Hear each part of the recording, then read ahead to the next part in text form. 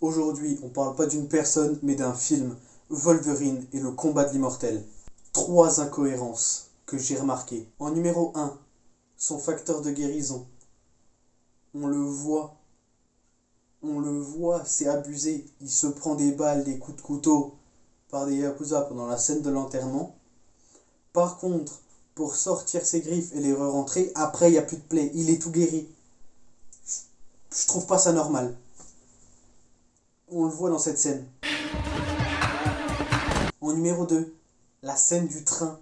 2 incohérences dans la scène du train. C'est pas possible. On le voit partir de vers Mariko pour aller éponger ses blessures. On le voit même pas partir en arrière. C'est quand il sort des toilettes après avoir épongé.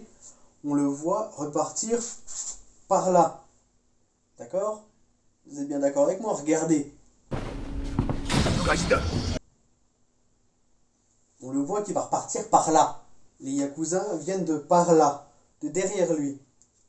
Comment vous m'expliquez que quand ils sont sur le train, en haut, sur le toit du train, ils repartent en arrière, et qu'à un moment donné, quand on voit à l'arrière, il y a un des Yakuza qui est au-dessus de Mariko, sachant qu'elle était devant. C'est pas possible.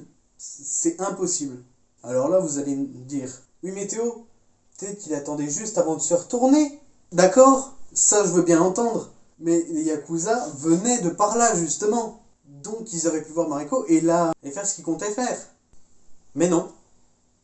Donc ça, j'ai pas compris. Et la 3e incohérence que j'ai vue, c'est sur le combat final entre Wolverine et le robot samouraï. On le voit à un moment donné, on voit le samouraï prendre le sabre en adamantium. Déjà, comment il peut chauffer ? Voilà, déjà de 1. Comment il peut chauffer, sachant qu'il n'y a rien pour l'allumer ni rien.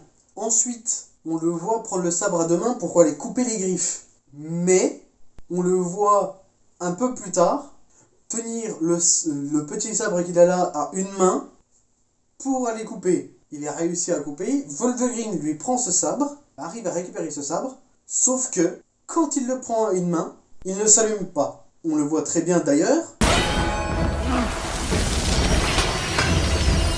Il s'énerve après le sabre. Après, il le prend à 2 mains. Et là, le sabre s'allume. Pourquoi ? Quand c'est le robot samouraï qui le tient à 1 main, il s'allume, mais pas quand c'est Wolverine. Et on le voit très bien, parce que, spoiler alerte, dans le robot, c'est le vieux maître Yashida. Mais on a très bien vu dans les scènes du flashback entre Wolverine et le jeune maître Yashida qu'il faut tenir un sabre japonais à 2 mains. C'est pour ça qu'il s'est rappelé qu'il fallait le tenir à 2 mains pour qu'il s'allume. Sauf que lui, le robot samouraï, n'avait pas besoin de le tenir à 2 mains. Expliquez-moi s'il vous plaît, dites-le moi dans les commentaires, comment c'est possible ? Comment ? Enfin bref, voilà, c'est les 3 incohérences qui m'ont le plus marqué dans ce film. C'est 3 seules incohérences que j'ai vues en tout cas. Dites-moi dans les commentaires si vous en avez d'autres. Je regarderai, je ferai peut-être une vidéo sur le sujet. Je ferai même une vidéo sur la trilogie des premiers X-Men. X-Men 1, X-Men 2 et X-Men 3. Dites-moi quels sont vos films que vous voulez que j'analyse. J'en ferai des vidéos plus longues. J'essaierai de remarquer les easter eggs dans les films, les incohérences, les caméos que vous voulez voir. Moi je vous dis à la prochaine pour une autre vidéo. C'était Théo. Salut.